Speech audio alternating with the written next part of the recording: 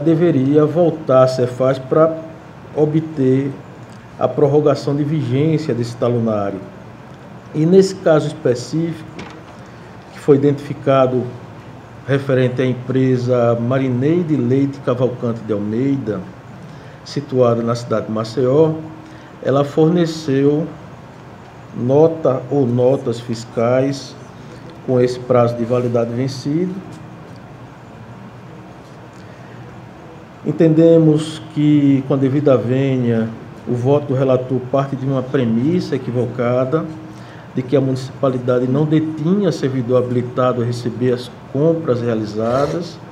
Todavia, o relatório não nos permite chegar a esta conclusão, pois apenas aponta objetivamente o recebimento pela administração pública de notas fiscais com prazo de validade vencido. Nesse sentido, entendo que este ponto careceria de um maior aprofundamento por parte da investigação, tendo em vista que o recebimento de notas fiscais com prazo de validade vencido pode ter ocorrido por diversos motivos,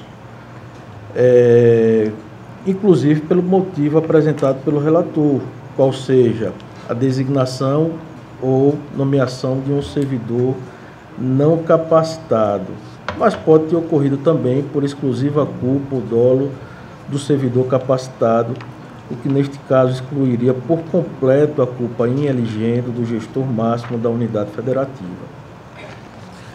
Mencionamos que a responsabilidade dos agentes públicos, inclusive na esfera controladora, não pode ser simplesmente presumida, mas vem a ser decorrente da identificação de uma conduta comissiva, omissiva, dolosa, culposa, que possua relação de causalidade com o resultado apontado pela auditoria.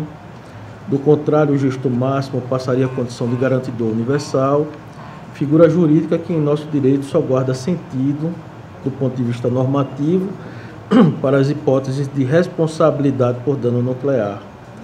A presente hipótese traz ainda um caso de possível responsabilização do fiscal do contrato, do contador e do titular do controle interno por serem linhas de execução e de defesa do orçamento e terem sido estes dois últimos, no mínimo, negligentes na verificação / controle da validade do documento fiscal, o que na época seria de fácil visualização. Então, de uma forma bem resumida, nós divergimos nesse ponto do relatório originário.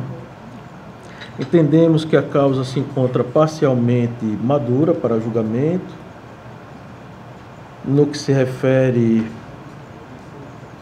o relatório de auditoria não evidencia o cometimento de violação ao ordenamento jurídico por parte do ex-gestor e deixa também de determinar a realização de diligência visando apurar a responsabilidade do contador, do titular do controle interno, em razão do decurso do tempo e da incidência da prescrição da pretensão punitiva. Na sequência, como achado de auditoria, temos da aquisição de combustíveis por falta de controle nos abastecimentos, por dispensa e inutilização indevida de procedimentos licitatórios. Nesses pontos nós acompanhamos o raciocínio do relator, mas deixamos de aplicar qualquer tipo de sanção em razão do decurso do tempo, da prescrição. E por fim, senhor presidente, eu acho que é o ponto mais polêmico, acredito eu, referente a essa prestação de contas, que se refere à expedição de notas fiscais inidôneas e imputação de débito por parte do relator. Nós, de uma forma bem resumida também, mencionamos que a situação descrita no relatório de auditoria representa, ao menos em tese, o cometimento de dois crimes por parte da empresa contratante: o de falsidade documental e o crime contra a ordem tributária praticado por particulares, conforme previsto no artigo 1º, inciso 3, da Lei 8.137/1990, que muito provavelmente se deu com o intuito de sonegar tributo estadual. Porém, os técnicos não apontaram ter ocorrido a participação do gestor ou de qualquer outro agente público até mesmo porque os crimes mencionados se consumam independentemente da participação do contratado. O relatório também não aponta, nem nos permite concluir ter ocorrido dano ao erário municipal. E, mais uma vez, destaco que o gestor não é garantidor universal e que sua conduta comissiva ou omissiva para fins de responsabilização, ainda mais quando se trata de tutela ressarcitória, não pode ser simplesmente presumida, mas, com todo respeito ao entendimento do relator, mas necessita ficar adequadamente identificada e individualizada com a demonstração do nexo de causalidade entre a mesma e o resultado alcançado. Em que pese serem hipóteses perfeitamente plausíveis, não conseguimos extrair dos autos elementos mínimos a nos fazer concluir pela ocorrência de dano ao erário, nem de ter ocorrido conluio com agentes públicos. É bem verdade que a investigação poderia ser complementada nessa fase, em busca de aprofundar este ponto, mas deixo de apresentar voto neste sentido, em razão da completa inutilidade que se revestiria pelo decurso do tempo da incidência da prescrição punitiva e da prescrição da pretensão ressarcitória.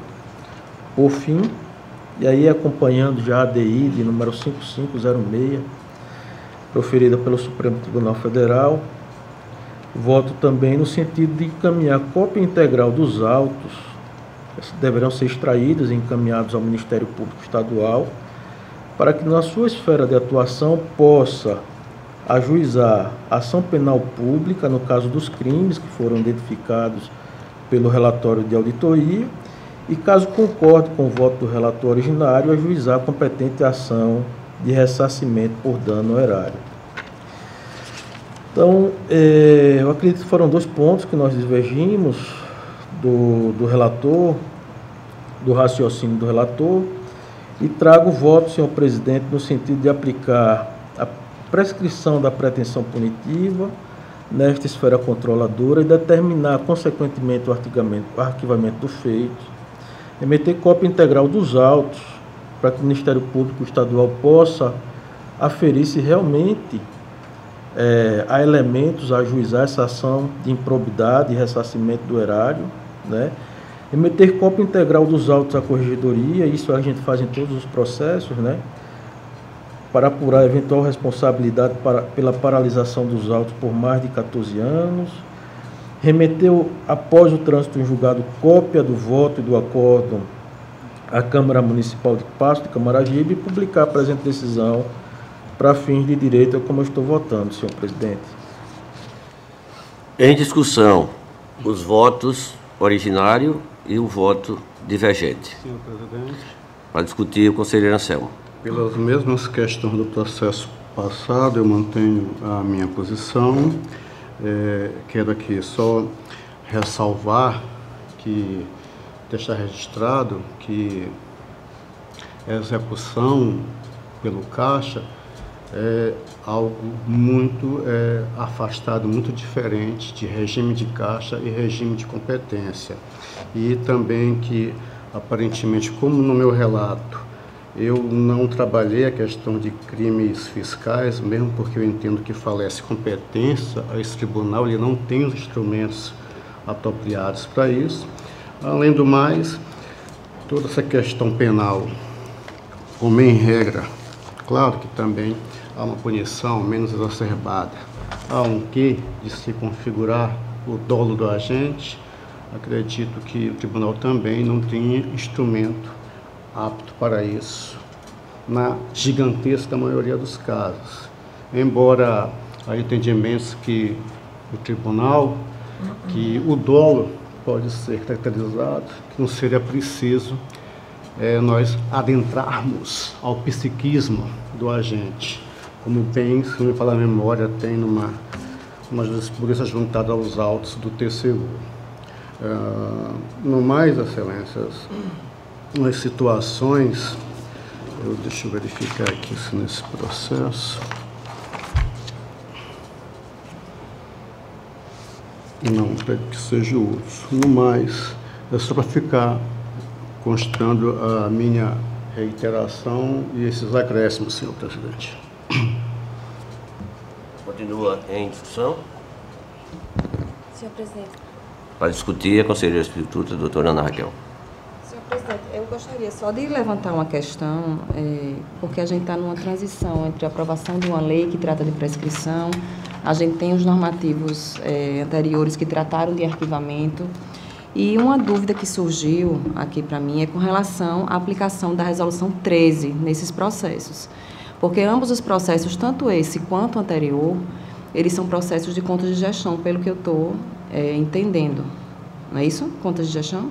Auditoria governamental. Né? Auditoria governamental. E a Resolução 13, ela faz ressalva em relação à completa instrução do processo, em relação às contas de governo.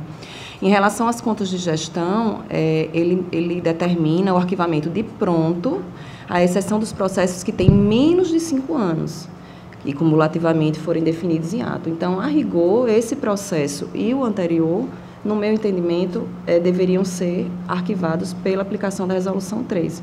E como eu vi Vossa Excelência tratando da Resolução 14, de prescrição, mas não da aprovação número 13, fala, inclusive, que entendeu que, por estar já instruído completamente, poderia ser trazido. Eu queria só que a gente tentasse estabelecer essas premissas, porque eu mesmo venho ficando confusa em relação a tanto instituto de prescrição, de arquivamento, de aplicação de lei, a lei nova, a lei antiga, e eu acho que essa 13 ela foi aprovada com essa função muito objetiva, desses processos de contas de gestão mais antigos não virem, né, serem arquivados. Exatamente. Eu pedi o arquivamento do processo. Esse processo, se fosse da minha relatoria, eu teria arquivado monocraticamente. Só que iniciou-se um julgamento. Foi trazido um voto nesse processo de relatoria do conselheiro Anselmo. Não poderia simplesmente arquivar. Deveria trazer o processo para fins de arquivamento. É isso daí? O anterior também foi arquivado, também. Mas sem usar a questão da data, né? Por motivo de instrução. Não, foi usado também.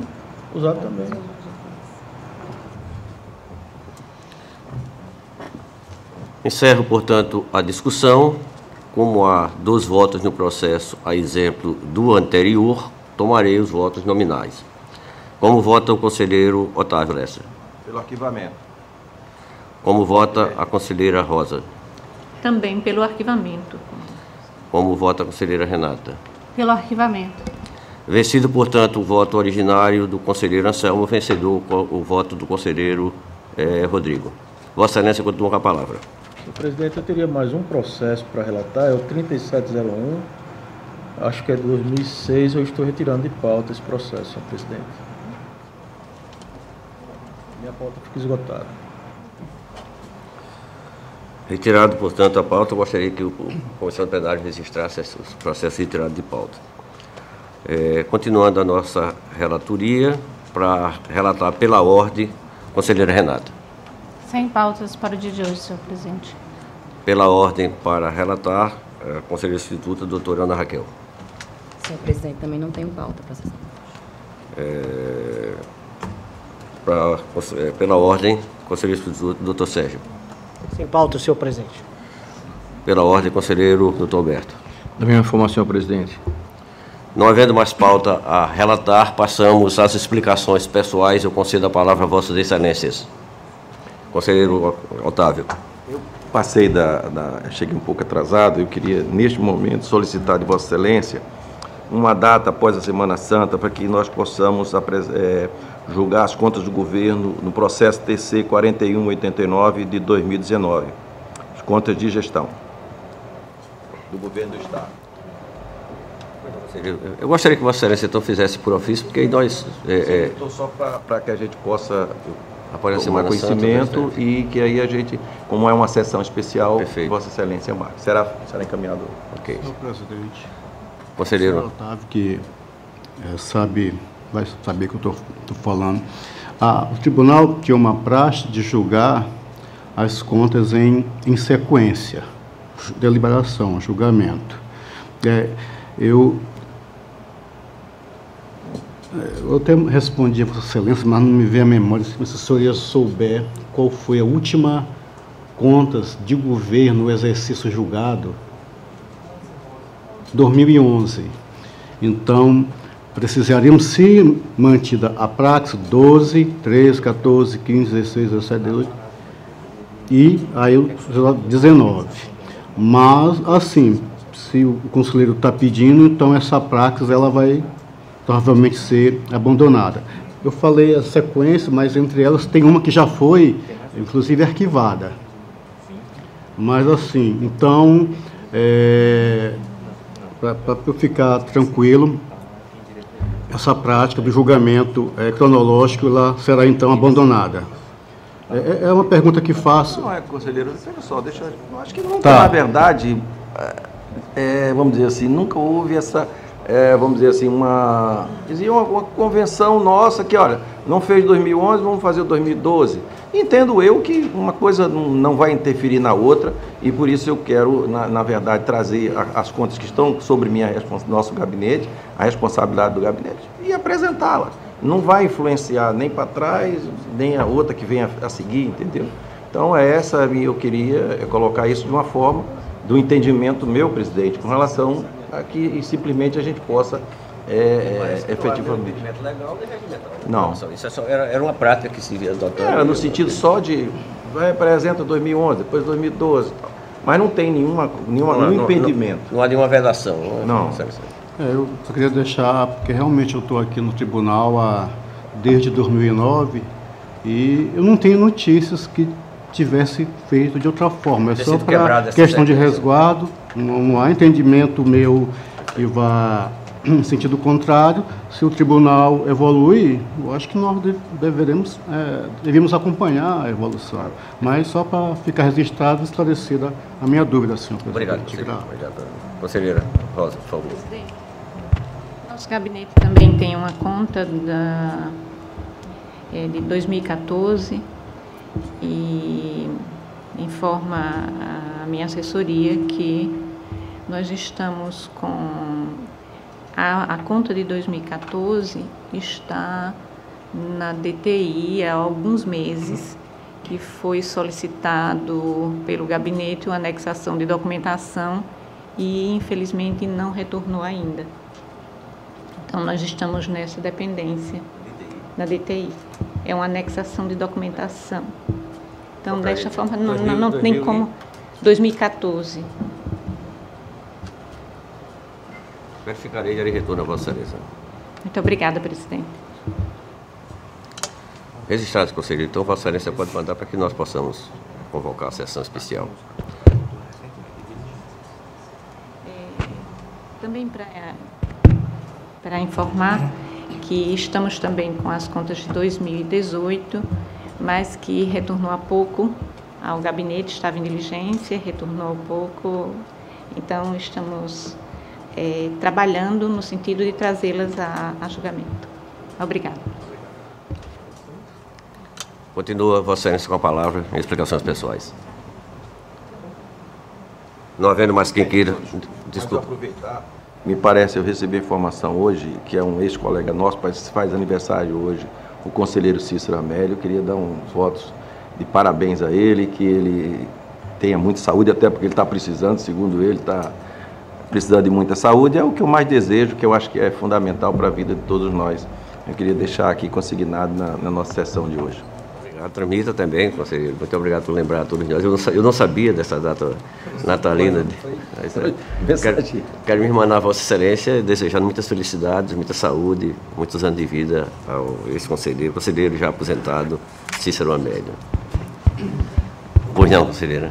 Da mesma forma, como Vossa Excelência, me uno às felicitações e os desejos de saúde e vida longa ao nosso colega aposentado, Cícero Amélio. Senhor presidente, pois não, também queria me associar, engrossar o couro e também parabenizá-lo e que o presente seja saúde, com muita sinceridade, senhor presidente. Obrigado. Conselheiro Renato. Também as minhas felicitações ao conselheiro Cícero, que venha muita saúde para que os anos se prolonguem, né, com saúde. palavras de todos para desejar um feliz aniversário para o conselheiro Amélio. Senhor presidente. Pois não, conselheiro. Também gostaria de me associar às felicitações, desejando muita saúde e muita felicidade ao conselheiro Cícero Amélio.